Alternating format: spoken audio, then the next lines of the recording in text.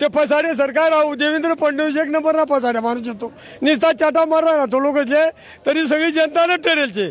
आता आज इशारा दिला 26 तारीखले चांदवडले मोठं आंदोलन करायचे, किती बी नाही ऐकलं तर डायरेक्ट दिल्लीला सगळ्या शेतकरी की जावांचे आटे मरा पक्षात दिल्लीला जाई मरू, पण याचे बाकी आता सोडणार आहेत. याचे या आमदार खासदार आला पाहिजे त्याच्या खेडापाडाचोर बारीक तरी पादाडचे पोऱ्या त्याचे, तरी कांदा फुकट जाय राहिना, शेतकरीवर आत्महत्या करायला यायला लागी, शेतकरी जगूच शकत नाही. एवढी वाईट परिस्थिती होती, सोना नाना होता ते बी गाण ठेवायच्यात, 1 रुपया राहिले शेतकरीकडे, तरी याचं ताबडतोब दखल घ्या, नाही तर मग तुम्हाला कार्यक्रम एक दिवस नेपाळ होई 100% डोक्यात ठेवा. नेपाळला का दरी ना आणते तुमले शेतकरी सोडणारीच, म्हणजे तुम्ही अशा खेळाचोरी पा, तुम्ही फक्त शहराचा विचार कर राही ना. शेतकरी 3 वर्ष पैसे कुठला शेतीमालले भावने सगळा शेतीमाल फुकट जाय राहिला, तरी या सरकारनं कुठल्याही परिस्थितीत त्या पंतप्रधाननं दखल घेतली ते बरं, नाही तर मग तुम्हाला बाकी पुरा पेट पाहिजे लोक, जनता पेट नाही. आता तुम्हाला नेपाळ होणार हे 100%, तरी कांदा फुकट जाय राहणार. राम राम मंडळी. कांद्याच्या निर्यातीच्या बाबतीत सरकार कायमच जी भूमिका असते, कधी बंद करतं कधी चालू करतं, त्याच्यामुळे दुसऱ्या देशांचा विश्वास आपल्यावर राहिला नाही. त्याच्यामुळे आयातीचा जो निर्यातीचा जो देश आहे आपला एकदम मागे पडलेला आहे सरकारच्या धोरणामुळे, कारण की सरकार कायमच खाणाऱ्यांचा विचार करतं. मध्यंतरी गोयल सुद्धा बोलले होते की आम्हाला 150 कोटी जनतेचा विचार करा. अरे बाहेर जाणता राजा शेतकरी या नाही पाहत का, ते 150 कोटीने पाहिजे तू ये शेतकरीचे बी पाय ना. याची कर सांगू का तुमले वर रुपयाने पत्र आहे नाही, याला बाडमा जमा होई जायचंच. गडी मंदिरा चालू करानं बंद करानं चालू करानं, बांगलादेश श्रीलंका या बराच देश आपला भारत पैसे तुटी घ्यात, याचे नंगट म्हणे त्याचं सोडी दिलं, या फक्त दवळा कपडा घाली चाटा मारणार लोकांचे, नाही तर याची 1 रुपयानी वर पत्र आहे नाही. त्यामुळे या भारतले आवडं भिकारी बनाडती, शेतकरी तर बनाडीचा, पण सगळा भारत भिकारी करणार शेत. या अहो मोदीचे अहो देवेंद्र फडणवीसचे या फक्त चाटा मारणार शेत, एक दिवस त्याचे नेपाळ होणार काय चिंता करू. जय जवान व जय किसान म्हणायचं बस. जय जवान जय किसान म्हणानं आणि त्याच्या नावावर फुकट सगळं लुटानं. अरे काय तुमने चालूच आहे, 1 रुपया डिझेल माग होई गे, पेट्रोल माग होई गे, शेतकरीला कुठलाच परवडी राहिलं नाही, शेती करणं माग होई गे. आज डिझेल टाकायला वावर लोक ना पडीत डिझेल टाकायला शेतकरीचा पैसा राहणार नाहीत, एवढी वाईट अवस्था शेतकरीच देऊ जायचे, तरी याचे थोडीफार लाज वाटत नाही. त्याचा फक्त या 2-4 लोकच पैसा ठेवात, अदानी अंबानी खासदार आमदार आणि त्या बीजेपी पक्ष त्याचा पुऱ्याच 5-5 कोटीच्या गाड्या. अरे एक सुनील तटकरे तर तरी पुरा महाराष्ट्र ना शेतकरीचं कर्ज फिटी जाई, एवढी वाईट अवस्था कर टाकेलचे.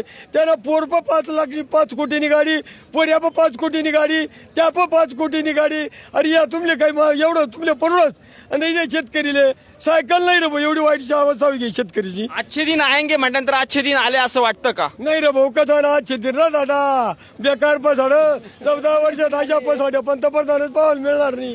बयान चाटा मार्यात रे त्यानं, आणि तो 10 रुपया देश कुठे खास कुठे. अरे काय पसाड तो लोकांचे.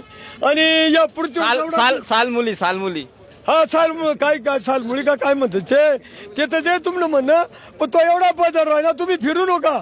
आणि तो रोज 4-5 गावाची निघी जात फिराले. एखाद्या शेतकऱ्यांनी आत्महत्या केल्यानंतर कधी मोदी आले का शेतकऱ्याच्या बांधावर? अरे कोणाच गर्वाना नाही, मोदीने का देवेंद्र फडणवीसने त्याचे शेतकरी चवराने भारतात.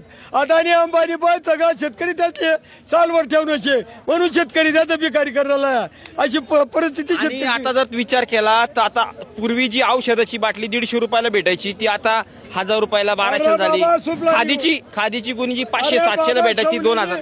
सौशेनी सुपलानी गोंती 2200 होई गई, 100 रुपयानी बाटली औषधाची 1000 रुपयाला होई गई. अरे राजा पसाड्या निरपायार भोपाय बेकार राहण्याचा. मग सरकारची जादू काय नेमकं? मालाचे भाव कावर वाढते? शेतमालाचे भाव म्हणणं फक्त शहर जगला पाहिजे. या शेतकरी पुरा मरी घ्या तरी चालती, फक्त शहर जगला पाहिजे त्याच्या मतासाठी. याले मोफत दे, त्याला मोफत दे, त्याचे मोफत दे, बाकी काय नाही, त्याचं फक्त मतासाठी. पण सरकार घाबरत नाही. आता मध्यंतरी चांदवडला उपोषण झालं तरी पण सरकारने घाबरे ना. अजून त्याचा दिवसभर राहणीत रावणपूर सोडायला लंकावती, 1 दिवस प्रभू रामचंद्रने अवतार घेता, त्याने कार्यक्रम मिटाळा. त्याचे या जमी 1 दिवस कार्यक्रम मिटाळ देते, थोडा वेळ त्याचे अजून त्याचं माप भरलं नाही, थोडं बाकी शेअर बाकी राहायचे थोडसा, तेवढं पूर्ण भरल्यावर मग त्याचे बारीक दरी आणते सोडणारीच लोक.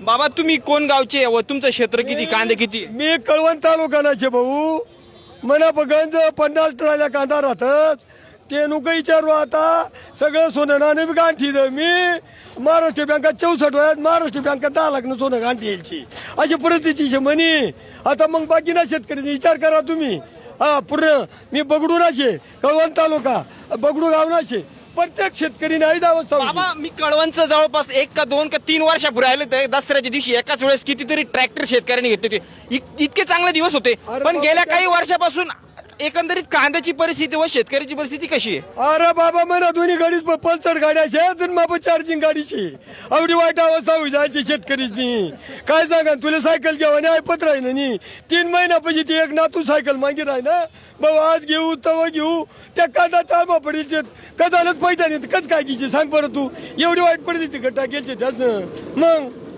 फडणवीस साहेब एक अभ्यासू नेतृत्व आहे हा, खूप ते काय ना, एक नंबरला लबाड मुख्यमंत्री त्यांनी काय पसवलं ते फक्त चाटावर आणलं याले फोड याली एडी लाव त्याला फोड त्याला एडी लाव मग खरा या जवळ शेत एकनाथ या अजित पवारांनी या सगळ्याच घ्यात तिकडे या खरं नीती माता खाल घ्यात का याची एडी लागी म्हणून पळी घ्या त्या राणाचा नाही तर त्या पळी जातात का सगळं त्यात काय छे फक्त येडी त्या मोदीनं चालतात शेती येडी ते बल आहे का त्यानं सांगत दर उघडी त्यानं अटक असते ती चौकशी करस कळवंता म्हणे मी चौकशी करी पाहिजे मग मी शेतकरी मानू म्हणा काही नाही मग काय काय काय करायचं सांगा बरं मग मला एक सांगा साधारण आता कांद्याला तुम्हाला एकराला किती खर्च येतो आणि उत्पादन किती भेटतं अरे बाबा एक करले आता 70 ते 80 रुपये खर्चही राहिना आणि आज 2 ट्रॅक्टर निघी राहणार 50 क्विंटल माल 50 क्विंटलला तू 500 रुपये प्रमाणे किती पैसा जात तुझी हिशोब कर माल सांग ठीक आहे.